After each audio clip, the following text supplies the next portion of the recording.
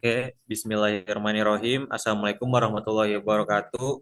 Kami mengucapkan selamat pagi dan salam sejahtera untuk kita semua. Om Swastiastu, Namo Buddhaya, salam kebajikan. Dan selamat datang kepada Bapak dan Ibu Sivitas Akademia Esa Unggul Universitas Esa Unggul. Pada hari ini, Rabu 11 Desember 2024, akan dilaksanakan acara webinar Fakultas Ilmu Komunikasi dengan tema Demokrasi Digital, Peran Media Sosial dalam Pemilu. Yang kami hormati dan kami banggakan, Bapak Franciscus Exgianto Emali, SIKOM MSI, dan Ibu Dr. Ayu Larasati, MIKOM, serta seluruh peserta webinar dari Universitas Esa Unggul yang berbahagia. Alhamdulillah, puji syukur kita panjatkan karena berkat rahmatnya kita masih bisa berkumpul untuk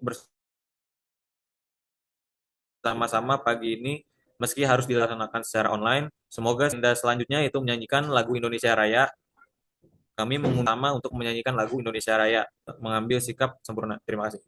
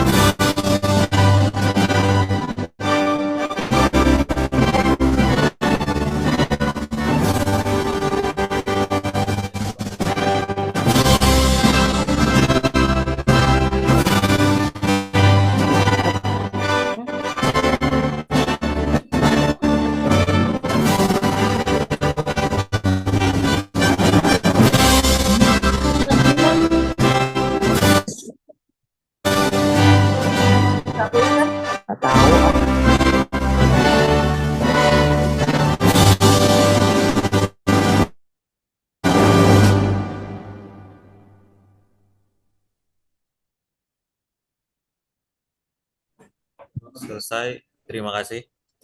Selanjutnya, Bapak dan Ibu hadirin, sebelum kita membuka acara hari ini, marilah kita bersama-sama mendengarkan pembacaan doa yang akan dipimpin oleh Raditya Yusuf Effendi Ini nggak apa-apa. selaku pembaca doa. Kepada Raditya Yusuf Effendi, kami persilakan.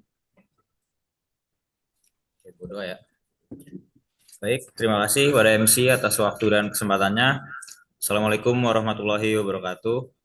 Yang terhormat Bapak Franciscus X. Gianto Emali, SIKOM MSI, selaku dosen Universitas Kristen Indonesia, Ibu Dr. Ayu Larasati, SOS MIKOM, selaku Kepala Biro Kerjasama dan dosen Komunikasi Politik Universitas Unggul, serta teman-teman mahasiswa yang kami hormati. Izinkan untuk saya memimpin doa pada acara pagi ini dengan cara Islam. Hadirin sekalian, mohon berkenan untuk menyesuaikan cara berdoa dengan keyakinan masing-masing. A'udzubillahi minasyaitonirrajim. Bismillahirrahmanirrahim.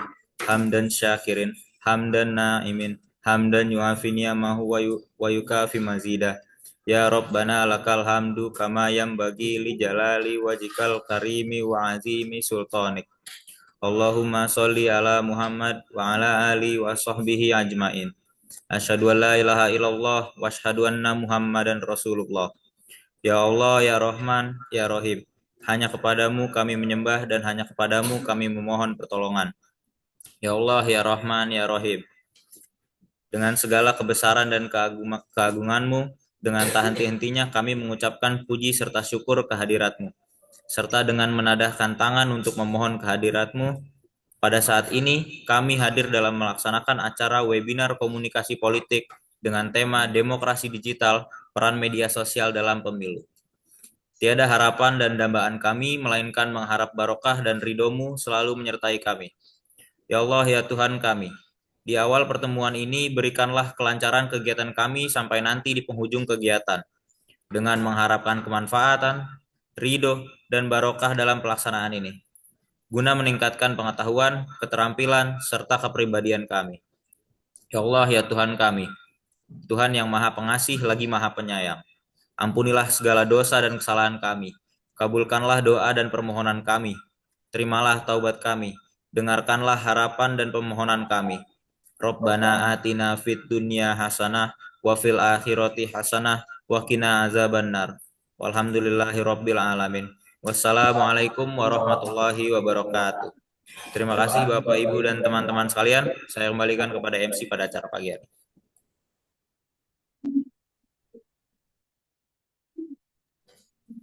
Oke, terima kasih kepada Raditya Yusuf Effendi atas pembacaan doa pada hari ini. Kemudian acara selanjutnya yaitu penyampaian sambutan. Sambutan akan disampaikan oleh Ibu Dr. Ayu Larasati selaku Kepala Biro Pengembangan Kerjasama dan Institusi Universitas Unggul.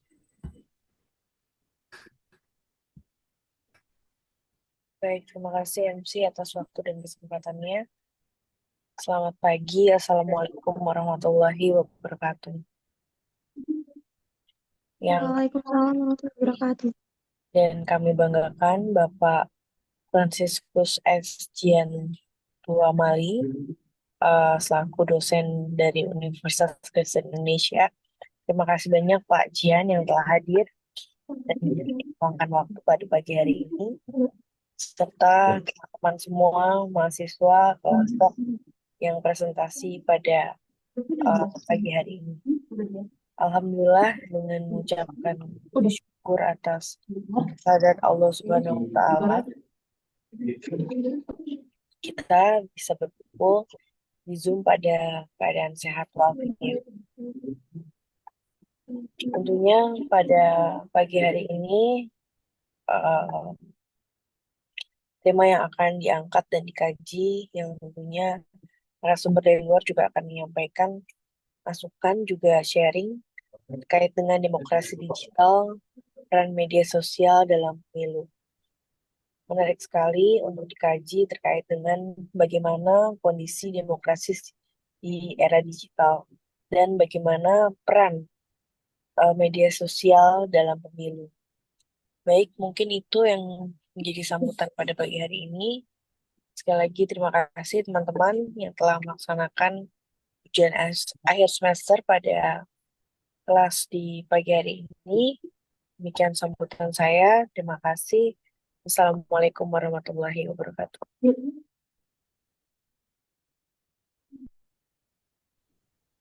Terima kasih untuk Ibu Ayu Larasati atas sambutannya. Acara selanjutnya yaitu memasuki acara inti, yaitu penyampaian materi dari para narasumber yang akan dimoderatori oleh Naila Martiza. Kami persilakan.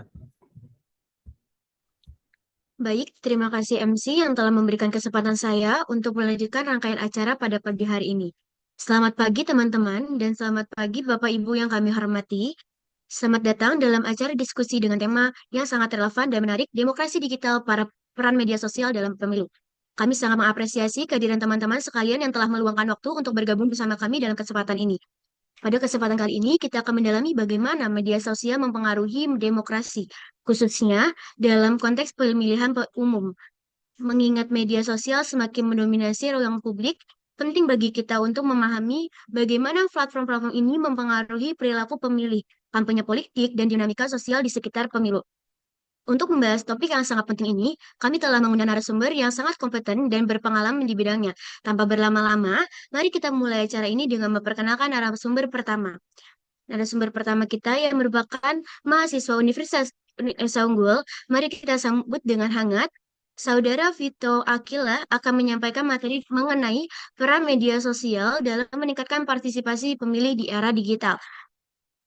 Silakan, Saudara Vito Akila, waktu dan tempat kami persilakan untuk memaparkan materi.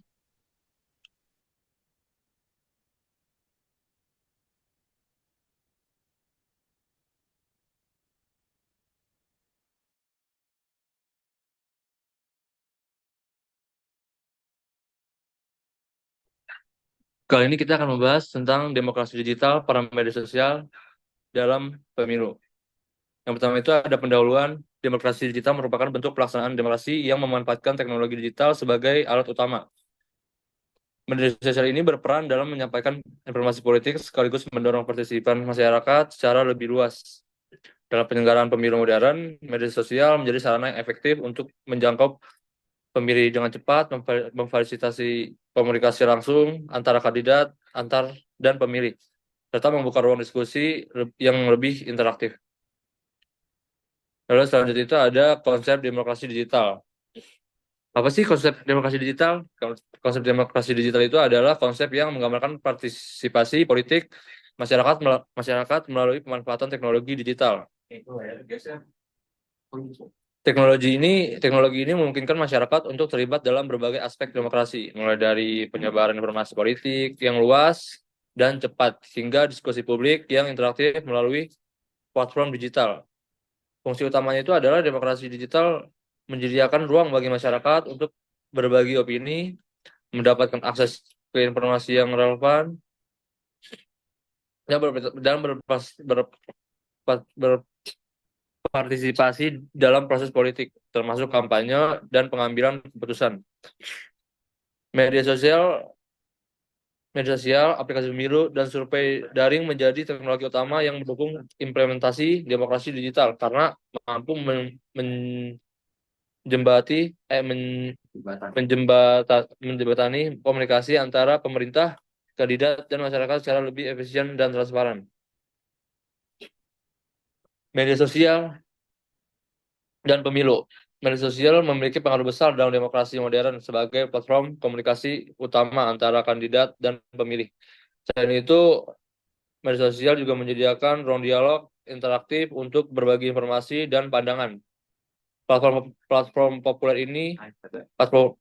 populer seperti Instagram, Twitter, TikTok, dan Facebook memungkinkan kampanye politik menjangkau masyarakat secara luas dan efektif. Berikutnya ada contoh kasus pemilu Indonesia di tahun 2019. Pada pemilu Indonesia tahun 2019, strategi kampanye digital melibatkan penggunaan WhatsApp sebagai platform media sosial untuk menarik perhatian khalayak. Fenomena seperti ini sangat populer di 2019. Hashtag yang 2019 hashtag ganti presiden dan hashtag Jokowi 2 periode menjadi contoh bagaimana media sosial mampu membangun narasi politik yang kuat dan mempengaruhi opini publik. Namun, tantangan besar muncul dalam bentuk penyebaran hoax yang sangat cepat melalui platform komunikasi seperti WhatsApp yang sulit untuk diawasi dan dikendalikan. Selanjutnya, contoh kasus pemilu di Amerika Serikat tahun 2020.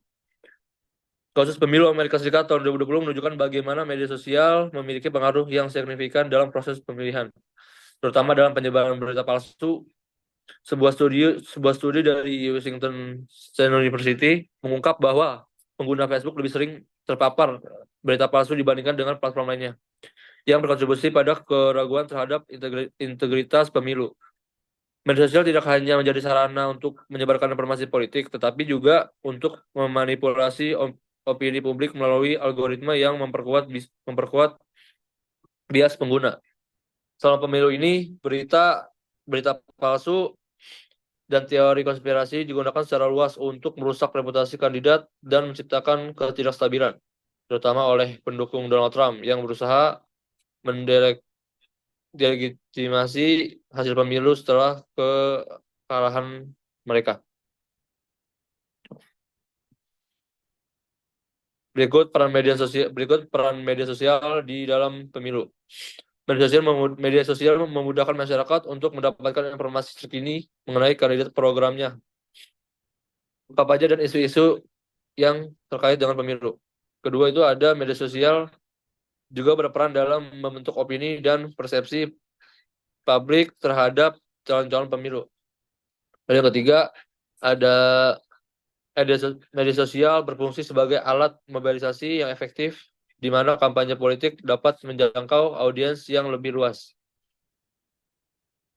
Lalu berikutnya, platform seperti Facebook, Twitter, dan Instagram memungkinkan pemilih untuk mengakses berita dan memperkembangkan politik dengan cepat, yang dapat meningkatkan kesadaran dan partisipan politik.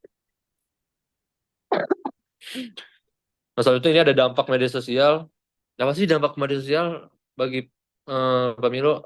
Dampaknya itu adalah media sosial memiliki dampak positif dan negatif dalam proses demokrasi.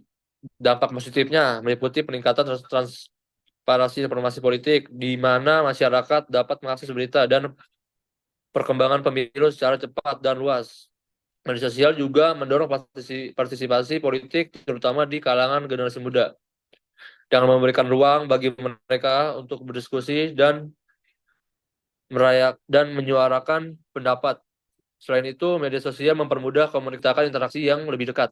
Namun, media sosial juga membawa dampak negatif, seperti penyebaran berita palsu dan hoax, yang dapat menyesatkan opini publik. Polarisasi pandangan politik juga semakin tajam akibat algoritma yang memperkuat bias informasi. Tidak jarang platform ini digunakan untuk cyberbullying terhadap kandidat atau pendukung tertentu yang berpotensi menciptakan lingkungan politik yang tidak sehat. Lalu kesimpulannya itu adalah media sosial memberikan peluang besar untuk demokrasi digital. Namun tantangan seperti hoax dan polarisasi harus diatasi. Yang ketiga itu ada dengan pengelolaan yang tepat, media sosial dapat mendukung pemilu yang transparan dan inklusif. Tentang demokrasi digital, Terima kasih Saudara Vito Akila atas pemaparan materi yang sangat informatif dan mendalam. Sekarang kita lanjut ke narasumber yang kedua, yaitu Bapak Franciscus Exgian Tumali SMIKOM. Waktu dan tempat kami persilakan.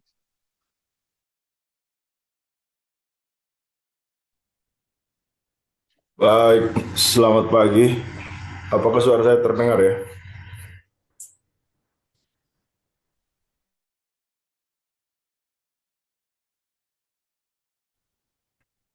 Suara saya terdengar, moderator?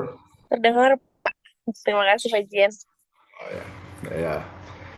Baik, terima kasih atas kesempatan hari ini. Izinkan saya untuk menyampaikan materi dengan tema yang sama sepertinya. Semoga bisa memberikan masukan bagi teman-teman mahasiswa. Saya mulai materi saya dengan penjelasan tentang demokrasi. Jadi kalau kita memahami demokrasi itu dimaknai sebagai pemerintahan atau kekuasaan oleh rakyat, dalam prakteknya itu ada banyak perdebatan sebenarnya. Bagaimana mengimplementasikan pemerintahan oleh rakyat itu? Apakah pemerintahan oleh rakyat itu berarti semua rakyat atau hanya mayoritas? Mayoritas dalam artian suara terbanyak, atau mayoritas dalam konteks identitas. Contohnya karena etnis Jawa yang paling banyak, maka dia dianggap rakyat. Kalau kita lihat contohnya kayak di Jakarta, di Indonesia, semua presiden Jawa gitu, etnis Jawa, lalu kemudian dikatakan, oh dia adalah pemerintahan yang mewakili rakyat. Padahal mungkin dia terpilih karena mayoritas identitas tertentu yang mendukung dia.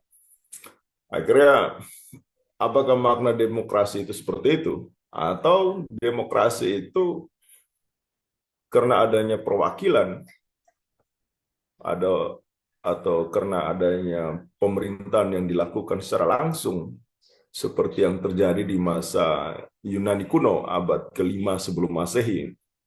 Kalau sekarang semua negara demokrasi itu mempraktekkan demokrasi perwakilan atau demokrasi tidak langsung.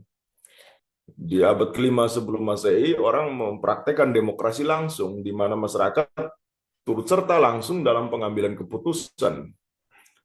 Tetapi yang menarik, di Swedia, di Belgia, atau di beberapa negara Skandinavia yang jumlah penduduknya sedikit, di bawah 500.000 atau di bawah 1 juta, mereka sekarang, atau seperti Islandia negara dengan infrastruktur digital yang sangat baik, masyarakatnya sekarang mempraktekkan demokrasi langsung. Mereka bisa turut serta dalam referendum, mereka bisa turut serta dalam proses pengambilan keputusan melalui media digital, melalui aplikasi-aplikasi yang disediakan oleh pemerintah. Jadi kita sekarang berbalik arah ke demokrasi langsung menggunakan media digital. Nah, Indonesia belum seperti itu. Indonesia masih sifatnya hanya untuk pembentukan opini publik atau penyebaran informasi. Nah, ini perdebatan baru lagi nih. Apakah demokrasi itu perwakilan atau langsung, atau hanya pada substansi saja?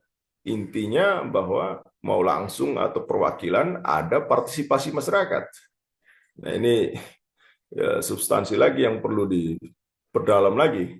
Apakah demokrasi itu tidak penting caranya, yang penting substansi. Kemudian rakyat itu dimaknai seluruh rakyat, termasuk anak kecil, atau rakyat itu hanyalah orang dewasa. Dalam kenyataannya rakyat itu hanya orang dewasa. Kemudian anak kecil itu tidak punya hak. Tidak punya hak untuk menyalurkan aspirasi. Ya. Seolah-olah orang dewasa paling tahu apa yang dibutuhkan oleh anak kecil. Lalu kemudian sekarang di era VUCA seperti ini, ketika gelombang pengungsi antar negara meningkat drastis di Eropa, di Asia juga sama, ada banyak pengungsi dari negara-negara konflik. Lalu bagaimana dengan para pengungsi? Para pengungsi juga tidak punya hak. Ini sama seperti dengan di abad ke-5 tadi, di Athena, di Yunani kuno. Para pengungsi, para budak yang ditangkap dari peperangan itu juga tidak punya hak. Di masa Yunani kuno yang tidak punya hak itu adalah perempuan, anak kecil, dan budak. Sekarang anak kecil dan pengungsi tidak punya hak. Nah, apakah rakyat ini hanyalah orang dewasa yang berstatus dari 120 negara di dunia saat ini mempraktekkan demokrasi? Jadi agak ambigu lagi apa itu demokrasi itu. Sehingga pertanyaan-pertanyaan ini kemudian orang membuat pernyataan bahwa demokrasi itu bukanlah ideologi, dia hanyalah sistem politik. Atau demokrasi itu hanyalah sekumpulan nilai. Kalau dia sekumpulan nilai, maka komunis itu juga demokrasi. Karena komunis pemerintahan oleh banyak orang tanpa ada kelas. Komunis masyarakat tanpa kelas, tidak ada masyarakat tanpa kelas itu membuat semua orang bisa berkuasa, semua orang bisa mengambil keputusan. Maka komunis itu juga demokrasi. Itu kalau demokrasi dimaknai sebagai nilai. Nah, ambiguitas tentang demokrasi ini sampai hari ini belum selesai. Maka kemudian untuk menemukan prinsip-prinsip demokrasi,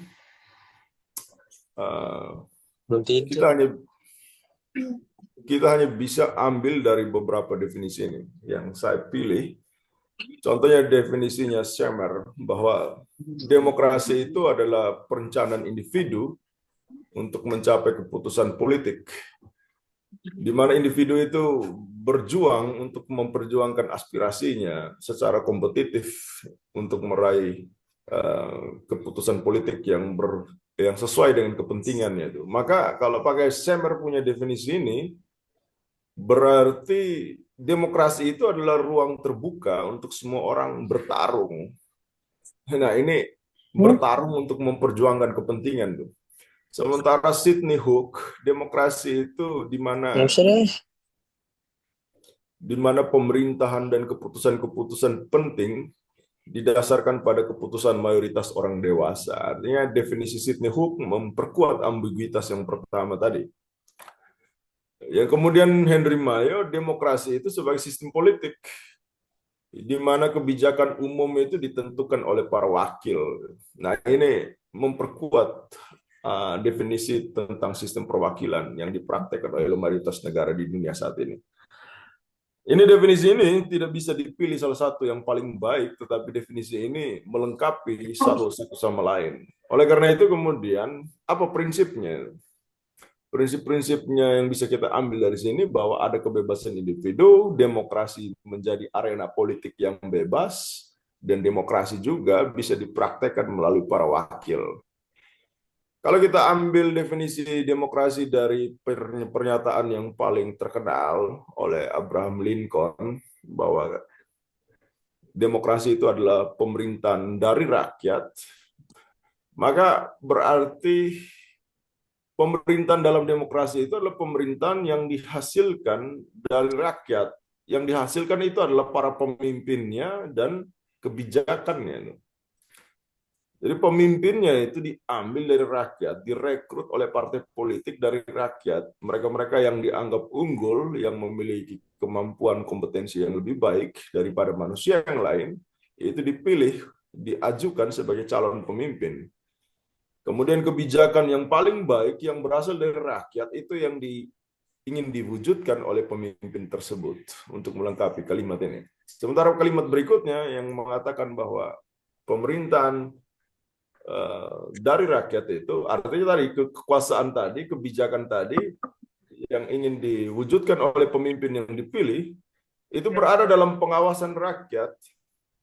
Karena meskipun dia dipilih oleh rakyat, bukan berarti kekuasaan rakyat itu hilang. Selalu dipandang bahwa kekuasaan rakyat itu sudah diserahkan kepada anggota DPR, maka anggota DPR berhak untuk melakukan apapun. Atau bupati, presiden berhak melakukan apapun. Sebenarnya enggak. Dalam demokrasi, kekuasaan rakyat itu tidak pernah hilang. Kekuasaan rakyat itu tidak pernah diserahkan. Para wakil itu hanyalah pelaksana dari kekuasaan rakyat. Mereka melaksanakan apa yang dikehendaki oleh rakyat banyak. Sehingga pada akhirnya kebijakan dan pemerintahan dan pengawasan tadi bertujuan untuk mewujudkan kepentingan rakyat. Sehingga kemudian terpenuhilah prinsip yang terakhir ini, government for the people. Maka kemudian kalau dari apa yang dijelaskan oleh para peneliti ilmuwan tadi, Henry Mayo, Schemer maupun Sidney Hook, dan pernyataannya Abraham Lincoln ini, government for, by, dan from the people ini, maka kita bisa temukan prinsip-prinsip demokrasi. Yaitu sistem perwakilan, kemudian kalaupun tidak ada sistem perwakilan, yang penting ada pembagian kekuasaan. Tidak ada kekuasaan yang terpusat pada satu orang atau pada satu institusi. Sehingga tidak tercipta tirani atau kesewenang-wenangan pemerintah. Yang kedua adalah pemilu yang periodik. Pemilu yang periodik ini didukung oleh kebebasan, keadilan, kerahasiaan, dan sebagainya. Pemilu yang periodik ini adalah prosedur sebenarnya. Prosedur untuk mewujudkan pembagian kekuasaan tadi, atau untuk mewujudkan sistem perwakilan. Kemudian civil society yang bebas. Civil society ini bukan dalam artian masyarakat sipil, tetapi dalam artian masyarakat politik, yaitu masyarakat yang memahami dan mengerti politik itu. Dia mengerti cara bernegara, dia mengerti cara berpolitik. Artinya seharusnya demokrasi ini menuntut semua masyarakat di negara yang mempraktekkan demokrasi itu memiliki literasi politik. Dia paham bagaimana cara bernegara, cara berpolitik, cara berdemokrasi. Nah, tentu saja di Indonesia tidak seperti itu. Kemudian masyarakat yang bebas, karena dia mengerti berpolitik, maka dia bebas mengutarakan pendapatnya, bebas menentukan, bebas mengawasi, dan seterusnya. Media yang bebas, tentu saja kawan-kawan komunikasi pasti paham mengapa media harus bebas. Kemudian partai politik itu adalah kewajiban. Kemudian partisipasi masyarakat yang tinggi, lalu negara yang bertujuan untuk mewujudkan kesejahteraan. Welfare state mewujudkan kesejahteraan sosial. Welfare state itu adalah antitesis dari kapitalisme. Dan yang terakhir adalah keadilan sosial dan kepatuhan pada hukum. Nah, dua prinsip yang saya tandai warna biru ini, warna biru ini, masyarakat yang bebas dan media yang bebas, itu akan berkolerasi pada mengapa media digital dipandang penting dalam pemilu. Saya lanjut tentang media digital dulu. Media digital ada terbagi dalam dua era. Tahun 90-an itu web 1.0, dari tahun 70-an sampai tahun 90. Akhir 90-an sampai 2000-an, sampai hari ini kita masuk di era web 2.0. Karakternya berbeda. Di web 1.0 kita tidak informatif, komunikasi satu arah, dan tidak ada kolaborasi dan sebagainya. Kita era web 2.0, tentu saja kawan-kawan lebih tahu. Bahwa kita hari ini adalah karakteristiknya kita lebih interaktif, kolaborasi yang lebih luas, dan karakter yang lebih dinamis. Bermacam-macam. Saya pikir kawan-kawan tahu itu. Sehingga kemudian media digital saat ini mendorong terjadinya partisipasi yang meningkat. Karena semua orang bisa berkomunikasi secara langsung dari handphonenya masing-masing, individu per individu, atau individu ke satu orang ke banyak orang. Pola komunikasinya itu. Kolaborasi antar individu dan atau antar individu dengan banyak orang semakin mudah terjadi. Gerakan sosial semakin mudah terjadi, pembentukan opini semakin mudah terjadi. Berbagai macam gerakan sosial.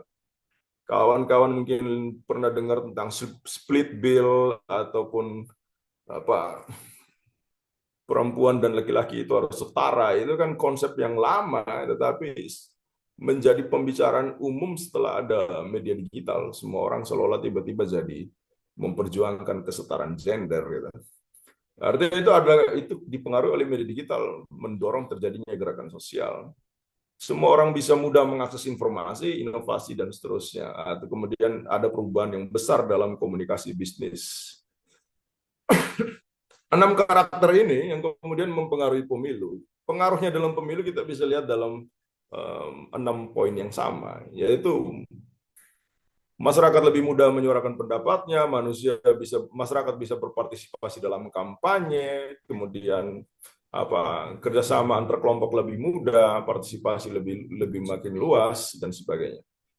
Kalau kawan-kawan lihat ini, artinya kemudian pembicaraan tentang politik itu meluas, pembicaraan tentang pemilu itu meluas, semua orang bisa membicarakan, semua orang bisa punya pendapat mandiri, dan sebagainya. Akhirnya kemudian kalau kawan-kawan selalu pernah dengar tentang era post-truth, era pasca kebenaran, itu karena semua orang punya pendapat sendiri. Karena dia mengakses informasi tertentu, dia punya pendapat sendiri, akhirnya kemudian terjadi banyak perdebatan, terjadi banyak dialektika dalam politik. Itu baik untuk demokrasi. Itu bagus karena perdebatan-perdebatan itu bisa melahirkan kebenaran. Cuman yang jadi masalah kalau kemudian ada ego parsial, semua orang merasa paling benar, akhirnya kemudian tidak ada titik temu. Padahal perdebatan itu harus berakhir pada konsensus, gitu. Sehingga kemudian kemudahan bagi pemilih untuk mengakses informasi, dan mungkin saja kita bisa mudah juga untuk melahirkan pemimpin-pemimpin yang baru, karena dengan karakter yang lebih kompetitif atau meritokrasi itu lebih mudah terwujud, karena semua orang berdebat, semua orang membicarakan politik, akhirnya terjadi seleksi pemimpin, akhirnya terjadi seleksi kebijakan publik. Kebijakan-kebijakan publik lebih mudah dikoreksi, lebih mudah diprotes melalui media sosial atau media digital. Akhirnya kemudian pemerintahan demokrasi itu menjadi lebih transparan, lebih akuntabel, kemudian keterbukaan itu lebih mudah terjadi, pemimpin-pemimpin itu lebih mudah dilahirkan, Bahkan keputusan-keputusan politik pun itu lebih terbuka. Cuman yang jadi persoalannya adalah media digital ini membawa masalah alamiah yang sulit untuk dihapuskan. Masalah alamiah itu paling tidak ada 8 poin. Pelanggaran privasi tentu saja kawan-kawan pasti tahu, tentang pembajakan dan sebagainya. Kemudian penyebaran informasi palsu. Informasi palsu ini didorong oleh anonimitas, bahwa pengguna akun media digital dia bisa menyembunyikan identitasnya. Sehingga kawan-kawan, contohnya ya, di internet itu, kita itu adalah pengguna internet yang paling barbar Indonesia itu. Tapi ketika di dunia nyata, kita itu dianggap sebagai masyarakat yang paling ramah, orang Indonesia itu. Paling ramah, tapi kalau di internet paling barbar. Dan kita malah bangga untuk mempertontonkan kebarbaran itu. Contohnya kayak wasit Bahrain kemarin kan, kita langsung serang gitu. Ketika timnas Indonesia lawan Bahrain, wasit Bahrain langsung diserang, dimaki-maki, dicaci maki dan seterusnya itu. Bahkan banyak pengguna internet di negara lain itu takut dengan penggunaan internet di Indonesia itu. Kenapa kita bisa begitu? Karena anonimitas itu. Sehingga kemudian anonimitas itu mendorong orang bisa menyebarkan informasi palsu juga. Kemudian ketergantungan, cyberbullying, hate speech. Sebenarnya penyebaran informasi palsu masuk dalam kategori hate speech, tapi kita seringkali membedakan itu. Oke, saya ikut dalam pembedaan itu. Padahal dalam undang-undang atau dalam konsep literasi, informasi palsu itu merupakan bagian dari ujaran kebencian. Kemudian polarisasi opini publik. Artinya tadi, jika semua orang bisa berkomunikasi, bisa memproduksi media pesan, akhirnya polarisasi semakin cepat, yang menang adalah yang paling kuat. Kemudian yang terakhir adalah manipulasi. Tapi yang jadi persoalan utamanya adalah filter bubble. Filter bubble itu kita sering menyederhanakan dengan kalimat pengaturan algoritma. Sebenarnya algoritma itu tidak diatur, gitu. Sudah disetting dari awal. Karena Anda mencari Prabowo contohnya di Google Chrome, akhirnya kemudian di Instagram Anda, Explorer Anda, itu yang muncul adalah tentang Prabowo. Atau ketika Anda buka Twitter atau buka Facebook tentang Prabowo. Selanjutnya ketika Anda cari berita lagi, pasti yang muncul tentang Prabowo. Itu namanya filter bubble. Artinya kemudian kesukaan Anda atau keinginan tahu Anda itu kemudian diakumulasikan oleh internet itu, oleh media digital itu. Sebenarnya Anda mungkin nggak lakukan hari ini, Anda searching, akhirnya kemudian Anda akan dihadir oleh informasi tentang Prabowo. Perlahan-lahan akan menimbul, kita tidak punya kemandirian, kita sudah menjadi masyarakat yang berbahaya, karena kemudian contoh tadi kawan, Cambridge Analytics itu seperti itu. Cambridge Analytics itu memanfaatkan filter bubble.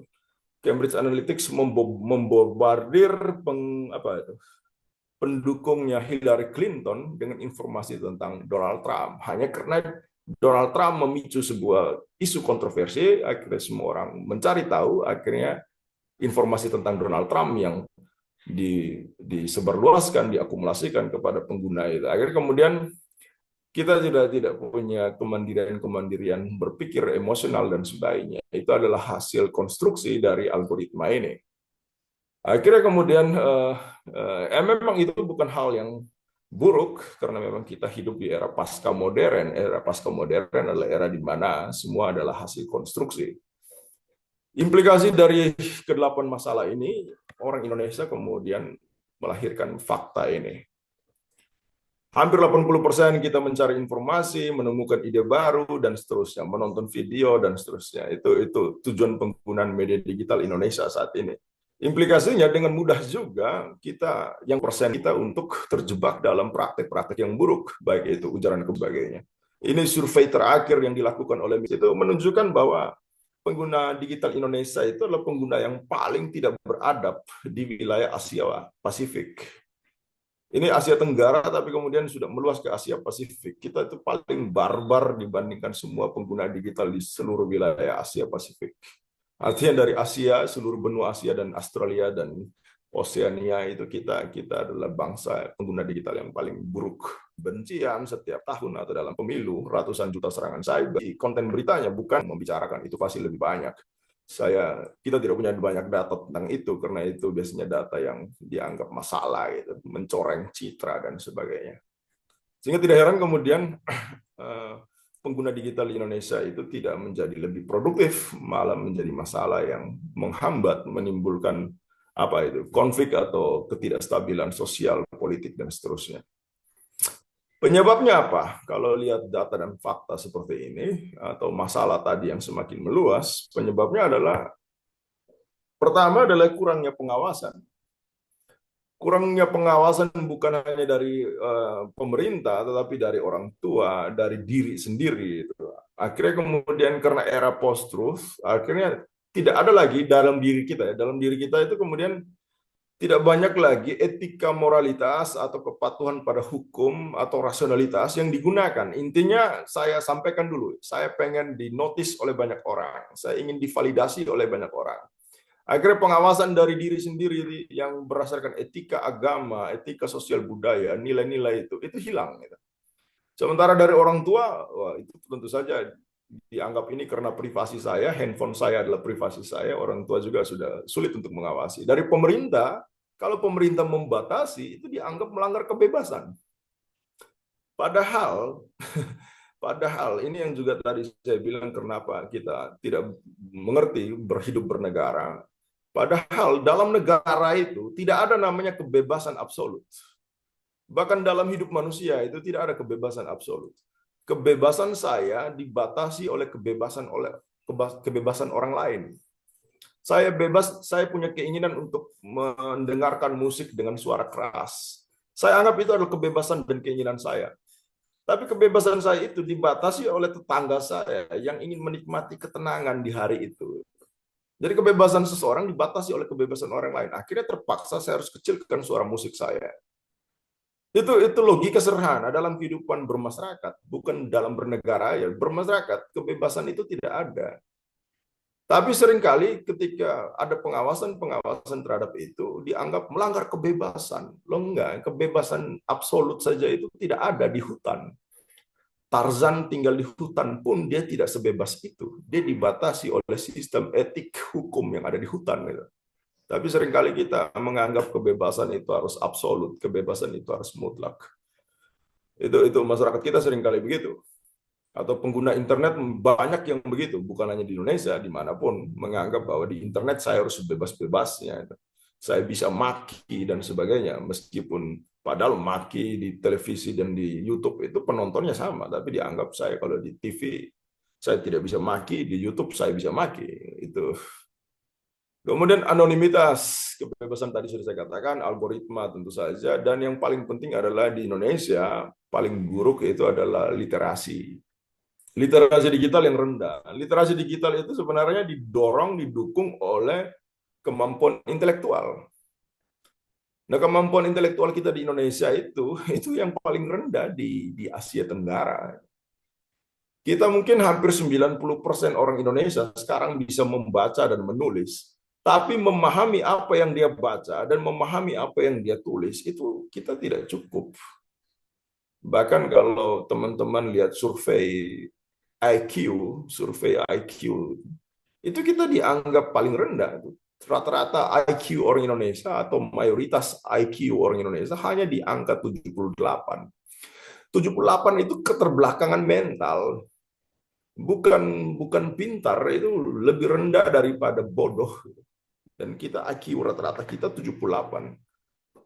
Banyak orang membaca bisa, menulis bisa, tapi tidak mengerti apa yang dia baca dan apa yang dia tulis. Itu bukan hanya orang yang tidak sekolah. Orang yang sekolah pun, termasuk yang kuliah sekalipun, kadang dia tidak mengerti apa yang dia baca dan apa yang dia tulis.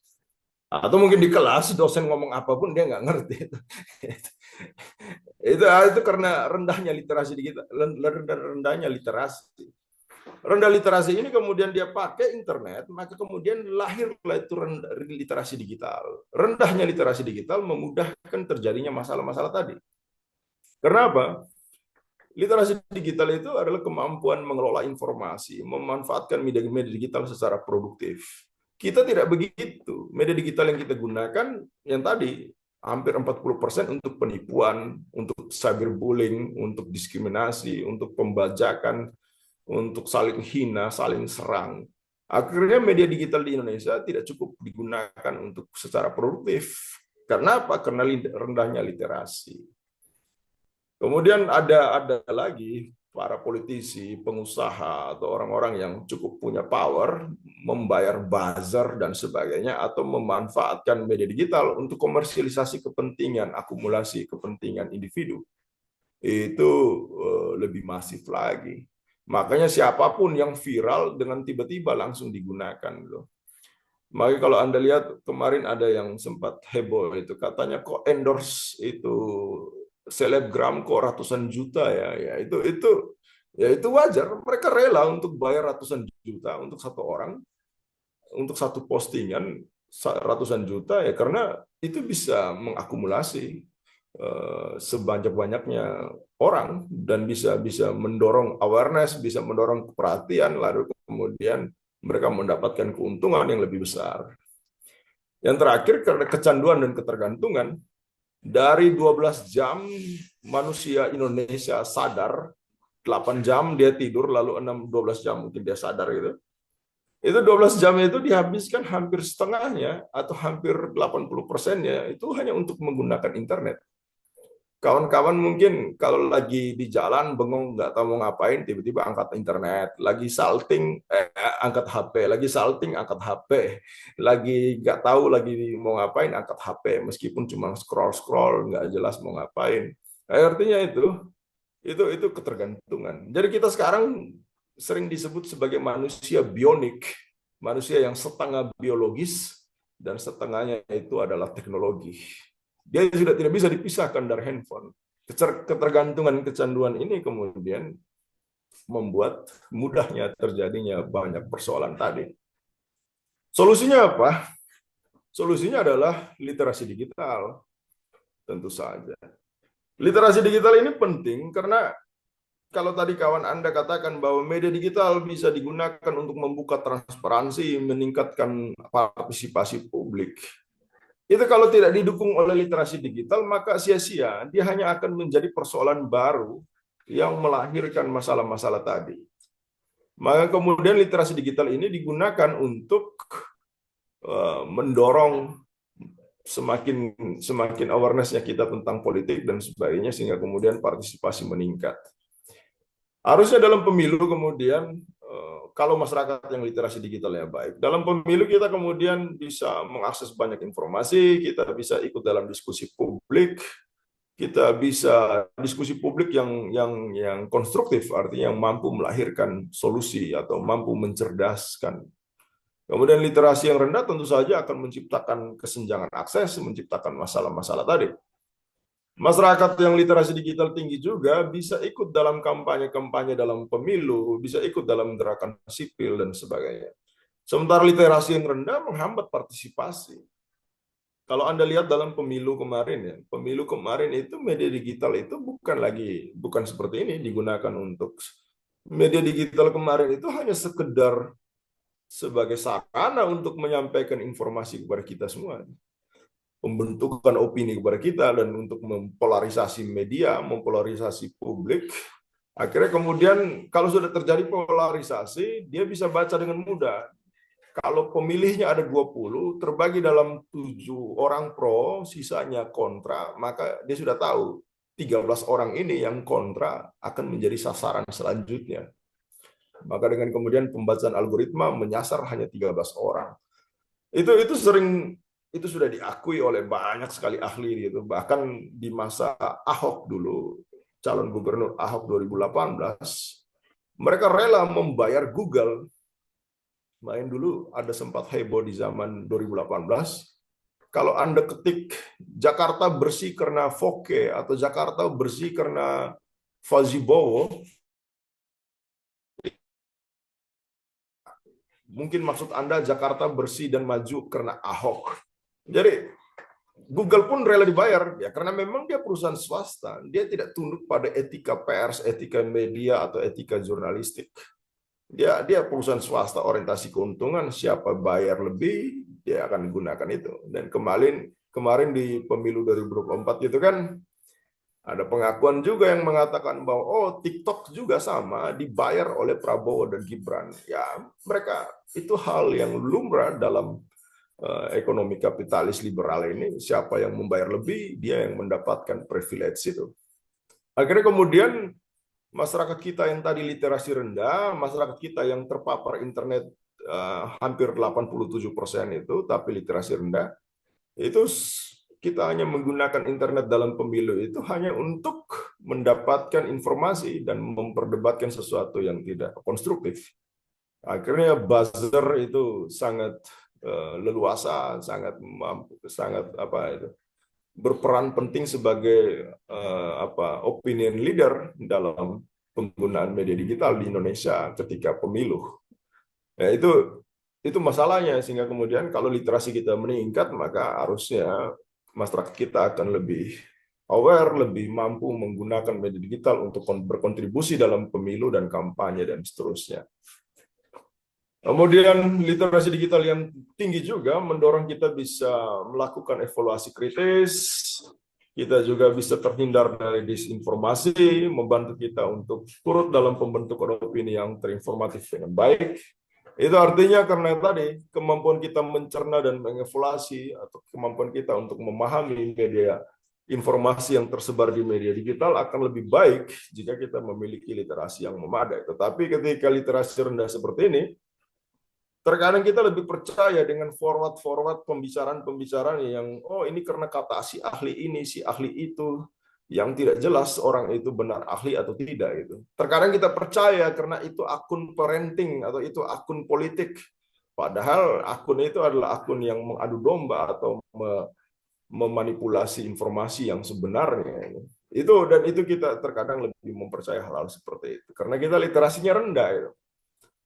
Teman-teman kalau memahami itu bisa membaca bukunya Nichols yang berjudul Matinya Kepakaran itu, bahwa internet mematinya kepakaran. Orang-orang yang ahli, orang-orang yang sebenarnya benarnya memiliki kompetensi tidak lagi dipercayai. Tetapi apa yang viral, apa yang dibicarakan banyak orang, ditonton oleh banyak orang, meskipun itu salah, itu dianggap kebenaran. Ini poin ketiga, dan itu dalam politik pun terjadi hal yang sama. Kalau Anda lihat yang membicarakan politik di media digital itu malah bukan profesor politik, itu malah nggak tahu siapa atau aktivis-aktivis politik yang tidak mengerti betul, sementara profesor-profesor politik itu entah di mana gitu. Mungkin mereka tidak punya ruang dan akses untuk itu. Sehingga kemudian yang berikutnya literasi digital juga mampu menghindari kita dari informasi palsu dan dapat digunakan untuk pelayanan publik yang lebih efisien. Artinya kawan-kawan, masalah dalam pemilu itu media digital saat ini tidak sekedar untuk membuka ruang komunikasi publik yang konstruktif, tetapi dia hanya menjadi alat untuk pembentukan opini dan penyebaran informasi atau untuk memanipulasi informasi, serta untuk menciptakan polarisasi pemilih. Jadi entah kapan, saya tidak tahu kapan kita bisa literasi digitalnya meningkat, karena data-data menunjukkan literasi digital kita itu hanya meningkat 0,01 poin setiap tahun. Jika kemudian mungkin entah 10 atau 20 tahun lagi kita baru bisa mengalami apa yang menjadi solusi yang saya tampilkan di poin terakhir ini. Mungkin 10 tahun, 20 tahun lagi. Tapi kalau kita lihat setiap kali ganti menteri pendidikan lalu ganti pula kebijakannya, saya tidak yakin literasi digital ini akan mumpuni. Sehingga meskipun 87% orang Indonesia sudah menggunakan internet, atau hampir 90% seluruh Pulau Jawa ini sudah menggunakan internet, pertanyaannya kenapa kita tidak melakukan pemilihan umum menggunakan internet seperti di Amerika Serikat? Jawabannya karena tadi literasi yang rendah, bukan karena ancaman pembajakan oleh para hacker. Pembajakan para hacker itu ada ratusan juta pembajakan setiap hari itu, tapi yang berhasil cuma 1 atau 2 gitu. Sehingga kemudian kenapa kita tidak melaksanakan pemilihan umum melalui internet? Ya karena tadi literasi yang rendah. Ada yang bilang karena hacker, saya bilang enggak, hacker itu tidak terlalu berpengaruh dan kita punya kemampuan untuk bertahan terhadap serangan hacker. 1-2 kali saja mereka lolos, cuman atau karena ada pengkhianat yang menjual data informasi digital kita, tapi selebihnya kita mampu bertahan. Tapi kenapa setelah hampir 100% orang Indonesia menggunakan internet, tetapi internet belum digunakan dalam pengambilan keputusan, internet belum digunakan dalam referendum, internet belum digunakan dalam pemilihan umum untuk mencoblos melalui internet tanpa perlu ke TPS, ya karena literasi kita yang masih rendah. Itu saya pikir sebagai mahasiswa tentu saja yang harusnya yang dibicarakan itu apa solusinya itu. Mahasiswa kalau hanya sekedar membicarakan masalah dan tidak memikirkan solusi, bagi saya kita tidak sedang belajar, kita hanya sedang mengulang apa yang media massa beritakan itu. Jadi saya pikir lebih baik kita mendiskusikan solusinya dan bagaimana caranya mewujudkan kelima poin ini agar media digital bisa bermanfaat dalam meningkatkan demokratisasi. Karena tadi seperti contoh Liechtenstein ataupun Islandia tadi atau Belgia, mereka bisa berkontribusi dengan baik dalam pemilu, dalam demokrasi, sehingga kemudian mereka kembali ke demokrasi langsung. Akhirnya esensi demokrasi sebagai pemerintahan oleh rakyat di Islandia itu benar-benar nyata terjadi melalui media digital. Nah, kalau kita di Indonesia kan belum sampai di situ. Nah, itu kawan-kawan, semoga bisa menjadi pemicu diskusi dan bermanfaat untuk pembelajaran kawan-kawan di kelas ini. Saya pikir itu saja, Bu Ayu dan kawan-kawan mahasiswa, moderator. Sekian dan terima kasih. Terima kasih banyak Pak Jian.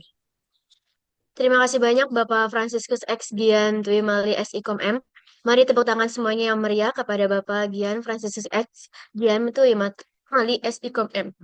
Atas pemaparan yang sangat menarik dan penuh wawasan. Kini kita sudah mengakhiri acara sesi diskusi kita pada pagi hari ini. Terima kasih banyak kepada kedua narasumber atas wawasan dan perspektif yang telah dibagikan. Terima kasih juga kepada teman-teman sekalian yang telah aktif berpartisipasi dalam acara ini dan memberikan pertanyaan yang sangat bernilai. Semoga materi yang disampaikan dapat memberikan pemahaman yang lebih mendalam tentang peran media sosial dalam demokrasi digital dalam pemilu kita. Akhir kata, kami mengucapkan terima kasih atas perhatian. Saya kembalikan kepada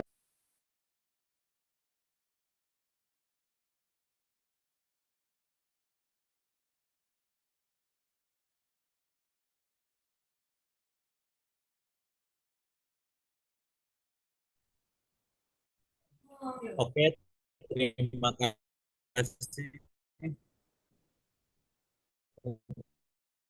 untuk acara selanjutnya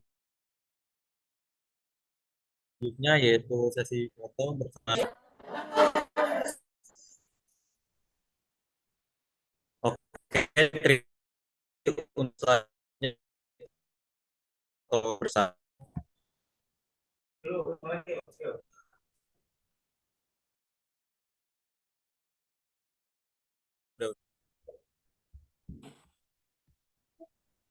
Oke, terima kasih sebelumnya untuk acara selanjutnya yaitu sesi foto bersama-sama. Kami mohon Bapak dan Ibu serta mahasiswa peserta webinar untuk dapat membuka kamera masing-masing untuk foto. Terima kasih.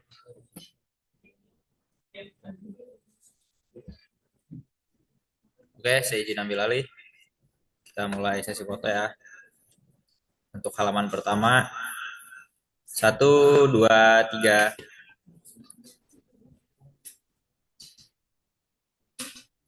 Oke, untuk halaman kedua, 1, 2, 3. Oke, terima kasih. Saya kembalikan kepada MC.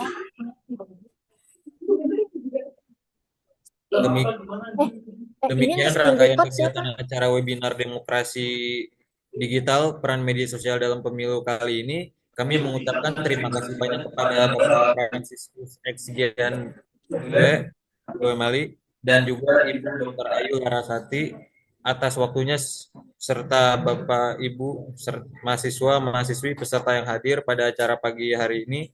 Mohon maaf apabila ada kekurangan selama proses acara ini. Terima kasih. Salam sehat. Wassalamualaikum warahmatullahi wabarakatuh. Waalaikumsalam. Waalaikumsalam warahmatullahi Waalaikumsalam wabarakatuh. warahmatullahi